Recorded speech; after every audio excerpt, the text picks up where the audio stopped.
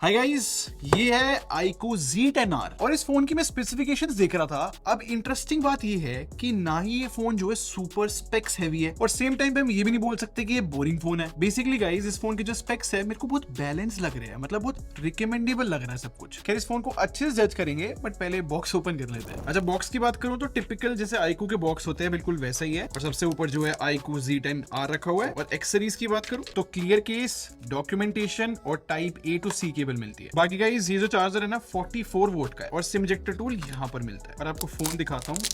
First impression में यार phone जो है हर जगह से कर्व हो रहा है, लाइक फ्रंट से भी और बैक पैनल से भी, तो कंफर्टेबल लग रहा है और मुझे कलर बहुत अच्छा लगा है। इस कलर का नाम एक्वा मरीन है और यार देखो, जैसे लाइट हिट हो रही है ना तो यहाँ पे बहुत अच्छा इफेक्ट आ रहा है, मुझे बहुत अच्छा लगा। तो गाइस, फोन को मैं पूरा टेस्ट कर चुका हूँ और इसका जो प्राइस है अंडर 20,000 रुपीज रहेगा। तो आई थिंक इस फोन के ऊपर एक वर्दी डिस्कशन हो सकती है। तो स्टार्ट करने से पहले, मेरा नाम है संचित, चैनल का नाम है टेक बार।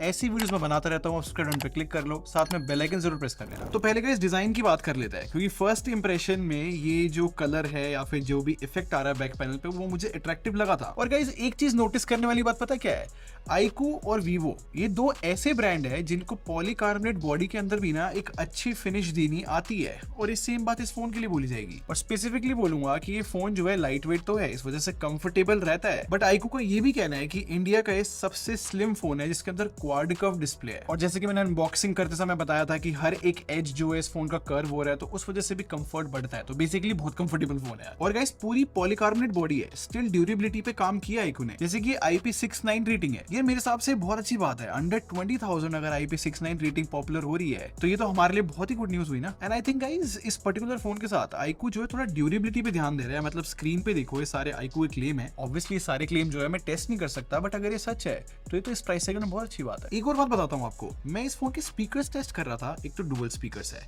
और जो स्टीरियो सेटअप है ना बहुत लाउड हो जाता है, काफी अच्छा साउंड कर रहा है। इनफैक्ट ऑप्टिकल फिंगरप्रिंट स्कैनर है, अच्छा काम कर रहा है। और हैप्टिक फीडबैक की बात करूँ तो टाइपिंग एक्सपीरियंस जो है मुझे ठीक लगा। और कनेक्टिविटी बताऊं तो फोन में NFC नहीं है और डुअल सिम ट्रे स्लॉट है। बाकी का इस डिस्प्ले की बात करूं तो देखो, क्वाड कर्व तो मैं बता चुका हूं, बहुत अच्छी बात है इस प्राइस सेगमेंट में होना। बट सेम टाइम पे क्योंकि ये क्वाड कर्व डिस्प्ले है और बेजल्स भी कम है, तो ये चीज बहुत अप्रिशिएट मैं कर सकता हूं इस प्राइस सेगमेंट में। और डिस्प्ले की बेसिक स्पेक्स भी अच्छी बोली जाएंगी। मतलब 6.77 इंचेस का एक एमोलेड पैनल है, ये फुल HD रेजोल्यूशन है और 120 हर्ट्ज का रिफ्रेश रेट है। मतलब इस प्राइस सेगमेंट में यही सब मिलता है। और ब्राइटनेस की भी बात करूं तो पीक ब्राइटनेस इस फोन में 1800 निट्स है गाइस। और आपको एक बात बताता हूं, जब भी हम अंडर 20,000 रुपीज वाले फोन्स की बात करते हैं तो इतना कॉमनली नेटफ्लिक्स पे HDR का सपोर्ट नहीं मिलता। तो पीक ब्राइटनेस अगर किसी फोन की ज्यादा होती है तो लाइक वो इतना सेंस नहीं बनाता। सेंस नहीं बनाता जब OTT प्लेटफॉर्म्स पर कंटेंट देखो तो। और iQOO ने इस फोन में नेटफ्लिक्स पे HDR का सपोर्ट दिया है और ऑब्वियसली YouTube पे भी HDR का सपोर्ट है। और जो डिस्प्ले प्रोटेक्शन है वो शील्ड ग्लास है। मैं सिंपली बोलूंगा iQOO ने यार डिस्प्ले में फैंटास्टिक काम किया है। और सिमिलरली इस फोन के बैटरी डिपार्टमेंट को डिस्कस करूं तो गाइस, इसमें 5700 mAh की बैटरी है और 44 वॉट की चार्जिंग सपोर्ट करता है। अब इस चीज को मैं इजीली एक्सप्लेन करूं तो ये जो कॉम्बिनेशन है इस प्राइस सेगमेंट में बेस्ट नहीं बोला जाएगा, बट सेम टाइम पे इसको जो है रिस्पेक्टेबल बोला जाएगा। और जैसे कि गाइस, हर एक फोन के अंदर मैं एक चार्जिंग टेस्ट रन करता हूं ना, तो इस फोन में मैंने चार्जिंग टेस्ट करा है। ये फोन इस टाइम पे 5% बैटरी पे है। मैं आपको फास्ट फॉरवर्ड करके दिखाता हूँ। ये फोन जो है 1 घंटे 11 मिनट में 100% चार्ज हो गया था। तो आई थिंक चार्जिंग स्पीड जो है ओकेश है। लेकिन सेम टाइम पे मैं ना इसका बैटरी बैकअप टेस्ट करना चाहता हूँ और इसके पीछे रीजन मैं आपको बताता हूँ।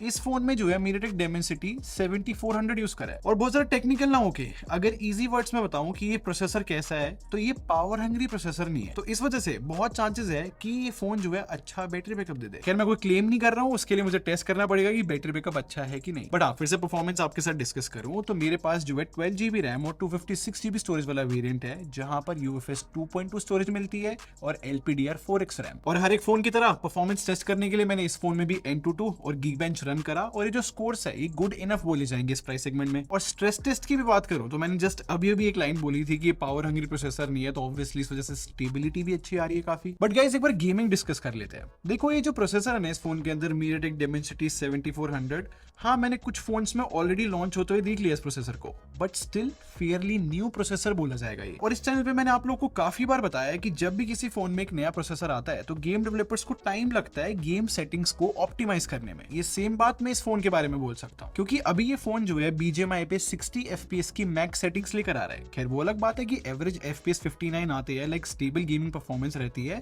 बट 60 FPS ऑब्वियसली इस फोन में आना एक्सपेक्टेड है। बट आपको पता है इस फोन में जो प्रोसेसर है उसका जो पुराना वेरिएंट था MediaTek Dimensity 7300, आपने बहुत सारे फोन्स में देखा होगा, वो जो प्रोसेसर है BGMI में 120 FPS की सेटिंग भी लेकर आता था।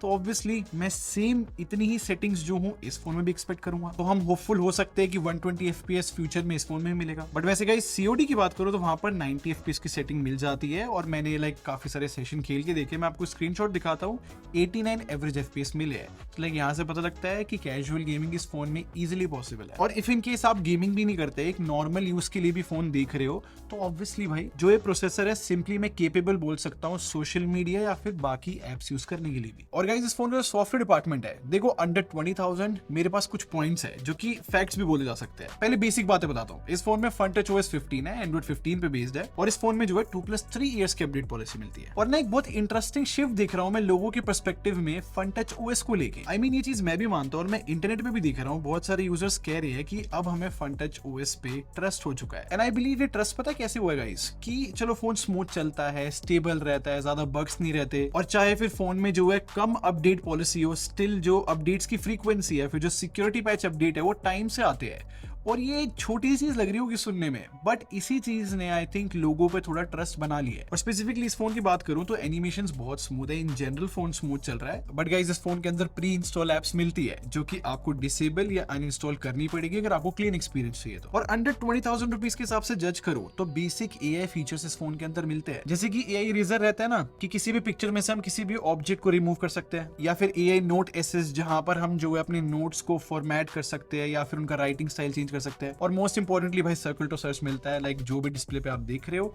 उसको आप सर्कल करके ढूंढ सकते हो। तो ओवरऑल देखा जाए तो सॉफ्टवेयर एक्सपीरियंस तो अच्छा है भाई। तो अब फाइनली गाइस डिस्कस करते हैं कैमरे के बारे में। देखो जब भी मैं अंडर 20,000 रुपीज वाले फोन के कैमरा टेस्ट कर रहा होता हूँ ना, थोड़ा सा मुझे टाइम लगता है शिफ्ट होने में, क्योंकि मैं एक्सपेंसिव फोन्स को टेस्ट कर रहा होता हूँ यूजुअली। तो इस iQOO Z10R की बात करूं तो इसमें 50+2 मेगापिक्सल का सेटअप मिलता है। ऑब्वियसली हम 2 मेगापिक्सल वाले कैमरे पे ध्यान नहीं देंगे, हम मेन कैमरे पे ध्यान देने वाले हैं जो कि कैमरा सेंसर है IMX882। और कैमरा सेंसर का नाम इसलिए बता रहा हूँ क्योंकि इस प्राइस सेगमेंट में कैमरा सेंसर अच्छा बोला जाएगा, बहुत पॉपुलर चल रहा है। अब गाइस मैं इतने सारे फोन टेस्ट करता हूँ ना हर एक ब्रांड से, मुझे अब अंदाजा लग चुका है कि भाई कौन से फोन की कैसी प्रोसेसिंग है। यही चीज मैं टेस्ट करना चाहता था कि क्या इस फोन में भी iQOO वाली टिपिकल प्रोसेसिंग मिलती है कि नहीं। और जो भी मैं आपको फोटोज दिखा रहा हूँ ये बोली जाएंगी कि भाई टिपिकल iQOO Vivo वाली प्रोसेसिंग है, जहां पर सैचुरेटेड कलर्स है, हमेशा की तरह जो HDR है वो भी काफी स्ट्रॉन्ग है, और जब भी ह्यूमन सब्जेक्ट हम कैप्चर करते हैं तो वही स्किन थोड़ी सी स्मूथ रहती है, ब्राइट रहती है। बट अगर मैं बताऊं कि मुझे सबसे अच्छी चीज क्या लगी है, तो वो है कि लो लाइट में फोन जो है हाईलाइट्स को बहुत सही तरीके से कंट्रोल कर रहा है, जो कि प्राइस सेगमेंट के हिसाब से अच्छी बात है। और एक चीज मैंने नोटिस करी है कि कभी कभी ये फोन ऐसी फोटोज खींच लेता है जहां पर थोड़ा सा एक्सपोजर हाई साइड रहता है। और गाइस फ्रंट कैमरे की बात करूं तो 32 मेगापिक्सल का है, और जैसे कि मैंने बताया ना कि iQOO के फोन्स में ह्यूमन सब्जेक्ट में स्मूथनिंग और थोड़ा सा ब्राइट इफेक्ट रहता है स्किन पे, वो यहाँ पर भी देखने को मिलता है। तो अगर आपको ऐसी सेल्फीज पसंद है तो 100% आपको कैमरा पसंद आएगा। और स्पेसिफिकली गाइस अगर मैं वीडियो के बारे में बात करूं तो iQOO भी इस चीज को बार बार हाईलाइट कर रहा है कि अंडर 20,000 ये फोन जो है फ्रंट और बैक दोनों कैमरे से 4K रिकॉर्डिंग करता है। और अगर हम टेक्निकली देखें इस प्राइस सेगमेंट में ये बात तो अच्छी है। और फ्रंट कैमरे से 4K रिकॉर्डिंग में अगर आपको दिखाऊं तो ऑब्वियसली यहाँ पर स्टेबलाइजेशन नहीं मिलती, बट जो डिटेलिंग है वो मुझे सही लगी। और बैक कैमरे की वीडियो रिकॉर्डिंग दिखाऊं तो अगर इस कैमरे को अच्छी लाइटिंग मिल जाए तो ये डिटेल सही निकाल सकता है। तो अब जितनी भी मैंने आपको टेस्टिंग बताई है इनको मैं अगर क्लब करके आपको एक्सप्लेन करूं कि iQOO Z10R कैसा फोन है, तो जैसे कि मैंने स्टार्टिंग में कहा था ना कि बहुत ही सेफ फोन है, इस वजह से बहुत ही रिकमेंडेबल फोन बन जाता है। और एग्जैक्ट प्राइस की बात करूं तो 8/128GB वाला वेरिएंट विद ऑफर्स जो है 17,500 का मिलता है, और बाकी वेरिएंट भी स्क्रीन पे लगा देता हूं। तो आप मुझे कमेंट सेक्शन में बताओ आप क्या सोचते हो iQOO Z10R के बारे में। अगर आपको ये वीडियो पसंद आई हो तो लाइक बटन पे क्लिक कर दो और सब्सक्राइब करके हमारे टेक बार आर्मी को ज्वाइन कर लो। हम लोग क्वालिटी इंप्रूव रखते हैं। अगले मिलते हैं। Thanks for watching. Bye bye guys.